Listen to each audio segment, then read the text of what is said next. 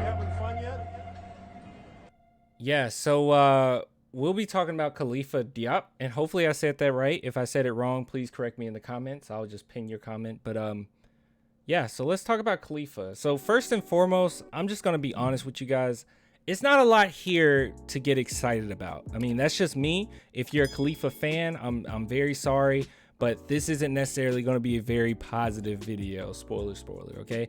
Also, as far as where he's projected to go, a lot of places have him going mid second round. Some I've seen even later, but we can kind of expect that he's going to be around that range.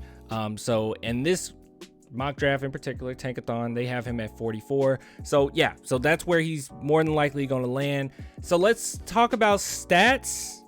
I guess we'll talk about stats. I really don't care about the stats with him because I've looked into him enough, and it's just not there for me. All right, so let's go ahead and look at stats. So statistic wise, he's not terrible. He's not bad by any means, but he's not phenomenal. There's nothing here to really get overly excited about. One thing in particular that I found pretty interesting, and if someone knows more information on this, please tell me, because I was trying my best to research this. I'm so confused. So I did watch an interview of his, and I won't play it here, but I did watch an interview, and one thing that he said was that he's a good three-point shooter, that he has a really nice outside shot. So when I was looking at the statistics, I was trying to find that any indication that he has a nice outside shot outside of, under the basket. I couldn't really find anything, honestly. So I'm very confused by that. Please correct me in the comments. Tell me, hey, I'm looking at the wrong thing or something.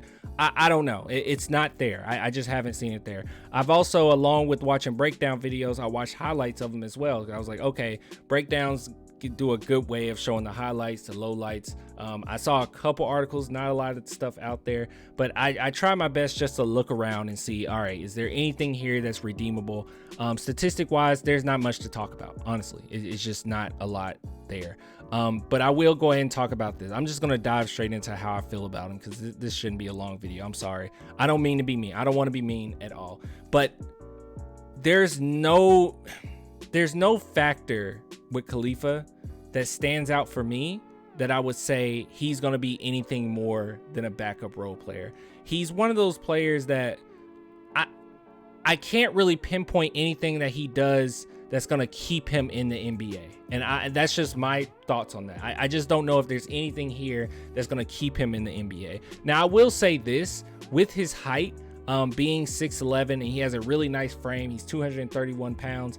With that, I think that that's a really good thing to have. And I will say that for his size, for his weight, he has more versatility than a lot of guys at that size. So I will say that. So he can move his feet fairly well. But other than that, he needs a lot of setup. He's a decent rebounder.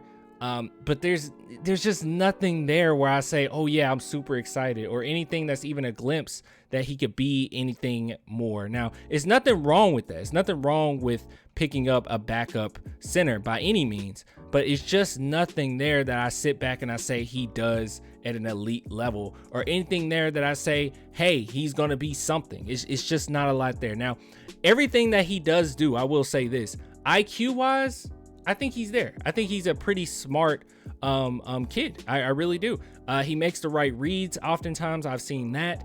But even with that being said, it's not really great passes. It might be the right read, but it's just a pass that's too high, or a pass that he just gave off maybe a second too slow. It's always something. It's like everything that I see from him, it's like, oh, he does that well, but he doesn't do it great. Like he's basically just any center that has good things to their game, but just don't hone in on anything. It's one of those things where you're kind of good at everything, but you're a master of none. And that's just how he comes across.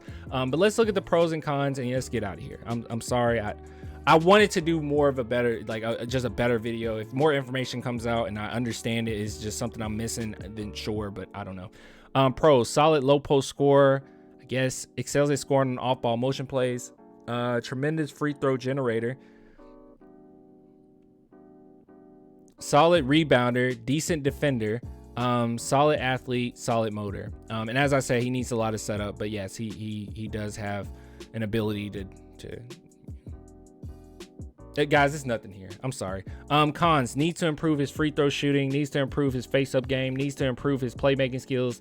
Not an elite shot blocker, quite foul prone. And as we can see here, Khalifa Diop is an athletic, energetic big man that can score in the post. He's also is very good at a very good rebounder. He can finish plays above the rim, and he also can play solid position defense.